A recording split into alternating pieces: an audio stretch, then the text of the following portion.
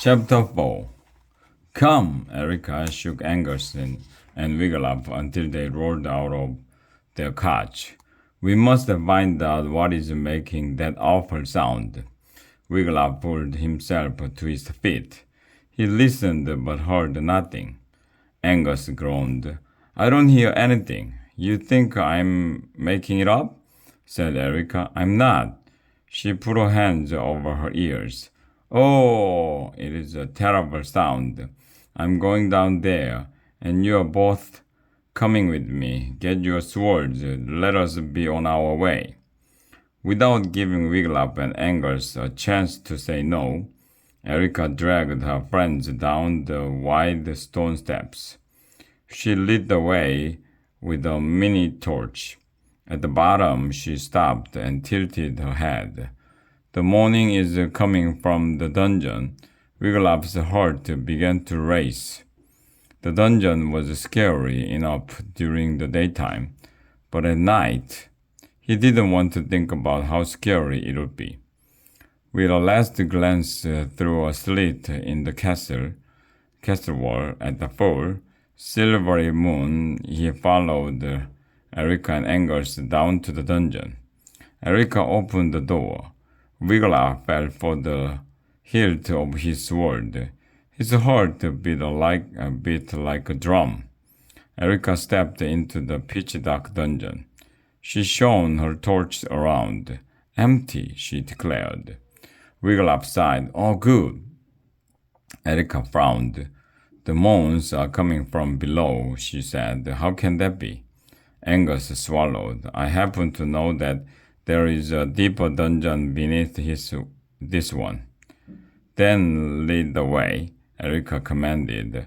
Angus' hand trembled as he took the mini torch from Erica. He led them to a hidden staircase. Down, down, down they crept. The air grew thin. The smell of mold grew thick. Wigglup heard a faint, high-pitched wail. I hear it, he whispered. I do. 'Tis awful. I told you, said Erica. At the bottom of the stairway, Angus stopped. Without a word, the three joined hands. They inched forward together. The mini torch barely lit the darkness. Wigglup heard the moaning plainly now. The back of his neck tingled. What was it? Angus stopped before an old wooden door. This is it, he whispered. Erica snatched the torch. She drew her sword. Open the door, Wigglup. Wigglup's hand was none too steady as he reached for the cold circle of iron. He pulled. The door creaked open. A sickening smell of something old, something rotten whooshed out. Yikes! Wigglup cried as bats darted out of the deeper dungeon. Ducking to avoid the flapping wings, Erica stepped into the deeper dungeon. She waved her torch from side to side, empty.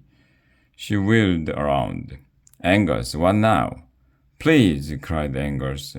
Let us go back to bed. Yes, let's, whispered Wigglup. But Erica only glared at Angus. Tell me. There is the deepest dungeon, Angus croaked. That is where the Duke of Doublechin was tortured. The poor man was tickled for a solid month without stopping. Oh, the deepest dungeon is a bad place. No one goes there ever. Is that so? Said Erica. Well, we are now. Wigglup trembled as Angus led them down a dark passageway to another staircase. This one was so narrow that clammy stone walls pressed into them as they went. The stairs were steep, moss-covered and slippery. Wigglup nearly choked on the strong, fishy odor.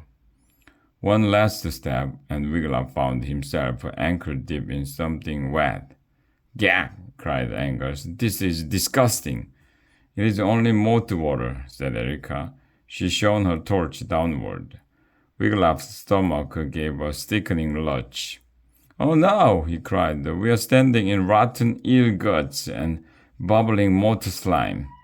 Forward, growled Erica.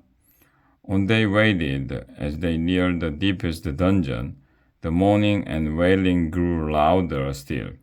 If Wiglaf had not been wearing his helmet, his hair would have been standing on end. At last they came to an ancient iron door. Erica shone her torch upon it.